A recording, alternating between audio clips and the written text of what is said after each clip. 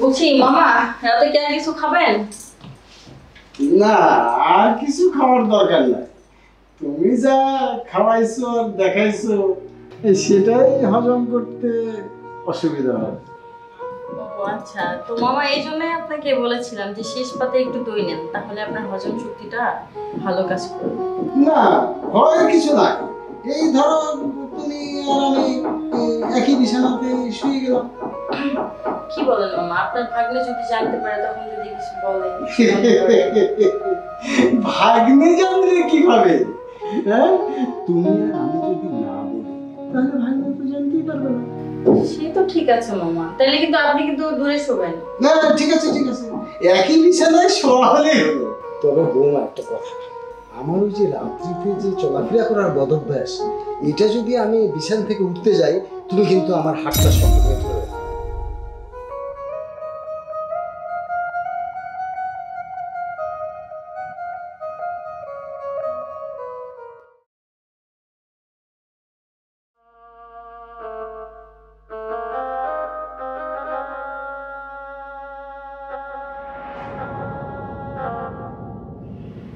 আমি তো মধু খেতেই চাই, তো না পারলে কি করবো বলো?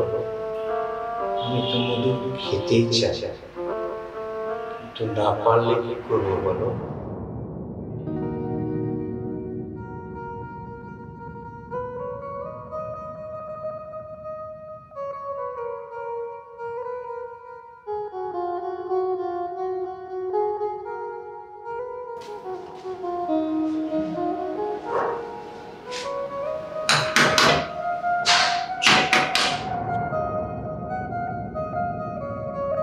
কে?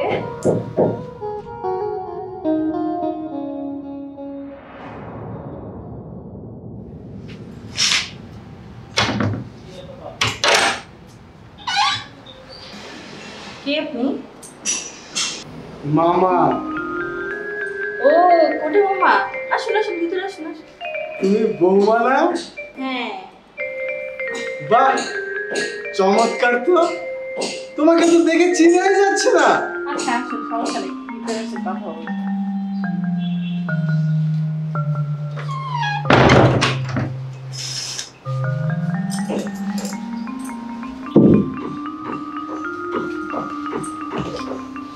বসুন মামা। তারপর মামা, আসতে তো কোনো অসুবিধা হয়নি? না বৌমা, কোনো অসুবিধা হয়নি। আপনার শরীর স্বাস্থ্য ভালো আছে তো? এই ভগবানের কৃপায় ভালোই আছি আর কি। আচ্ছা, ভালো থাকলেই ভালো। গাধাটা একেবারে সাগর পেয়েছে। সারা দিন রাত যদি সাঁতার কাটি তাও মনে হয় কুল পাওয়া যাবে না। মামা কিছু ভাবছেন নাকি? না, তেমন কিছু না। মামার যা ফিগার, তো দেখি আমার গাধাটার চেয়েও ভালো। দেখে তো মনে হচ্ছে ঘোড়া ভালোই দৌড়াতে পারে। আচ্ছা মামা, তাহলে আপনি বসেন, আমি আপনার জন্য একটু চা নাস্তার ব্যবস্থা করি। হ্যাঁ, এত তাড়াহুড়ার দরকার কি? এই আসি তো তুমি আর আমি। হ্যাঁ, এত ব্যস্ততার কিছু নেই। তারপরে মামা আপনি এতদিন পর আসলেন প্রথমবার, তো আপনার জন্য একটু চা নাস্তার ব্যবস্থা করতে হবে না? ব্যস্ত হও না তো বৌমা, চা নাস্তা পরে খাওয়া যাবে। আসলে তুমি বসে আছো, খুব ভালো লাগছে। তোমার চেহারা তো খুব সুন্দর হয়েছে। মানে আমি তো প্রথম প্রথম তোমাকে চিনতেই পারিনি। হ্যাঁ, তুমি কিন্তু অনেক সুন্দর হয়েছো আগের চেয়ে। হ্যাঁ, ধন্যবাদ মামা, আপনিও কিন্তু। আচ্ছা, পরে কথা বলি, তাহলে এখন নাস্তাটা আগে আনি। না না, ওই যে কিন্তু বলে থেমে থাকা, এটা আমার পছন্দ না। ওই আপনিও কিন্তু, তার মানেটা কি একটু খোলাখুলি বলো। না মামা, পরে বলবো নি, সময় থাক। আচ্ছা মামা বসেন, আমি আসতেছি। হ্যাঁ,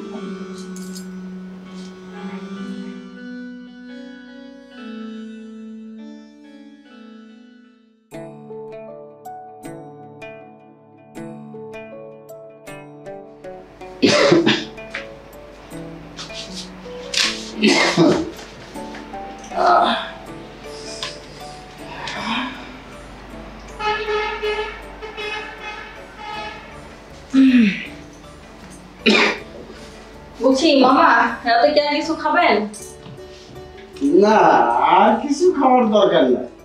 তুমি যা খাওয়াইছো আর দেখাইছো সেটাই হজম করতে অসুবিধা হয়। ও আচ্ছা, তো মামা এই জন্যই আপনাকে বলেছিলাম যে শেষ পাতে একটু দই নেন, তাহলে আপনার হজম শক্তিটা ভালো কাজ করবে।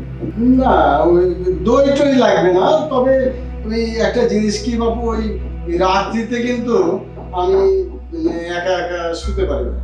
হ্যাঁ, আমার আবার ওই রাত্রিতে হাঁটা চলার অভ্যাস আছে, এটা তুমি বদভ্যাস বলতে পারো।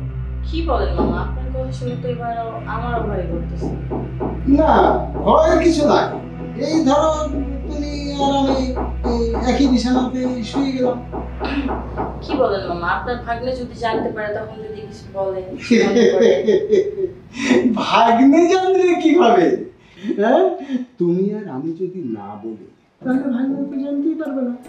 সে তো ঠিক আছে মামা, তাহলে কিন্তু আপনি কিন্তু দূরে শোবেন। না ঠিক আছে, ঠিক আছে, একই বিছানায় শোয়া হলেই হলো।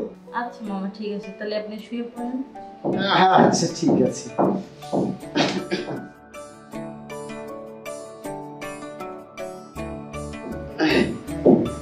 তাহলে তুমি আর রাত জেগে না, তুমিও শুয়ে পড়ো। জি মামা। তো মামা আজকে রান্না কেমন হয়েছিল? সে রান্নার কথা আর বলো না বাবু, তোমার হাতে একবারে রীতিমতো জাদু আছে। যাক মামা, খেয়ে খুশি হয়েছেন, আমি তো শুনে খুশি হলাম। হ্যাঁ বাবু, আমি একবারে তো চেটে পুটে খেয়েছি মনে করো। তবে বৌমা একটা কথা, আমার ওই যে রাত্রিতে যে চলাফেরা করার বদভ্যাস, এটা যদি আমি বিছানা থেকে উঠতে যাই, তুমি কিন্তু আমার হাতটা শক্ত করে ধরো।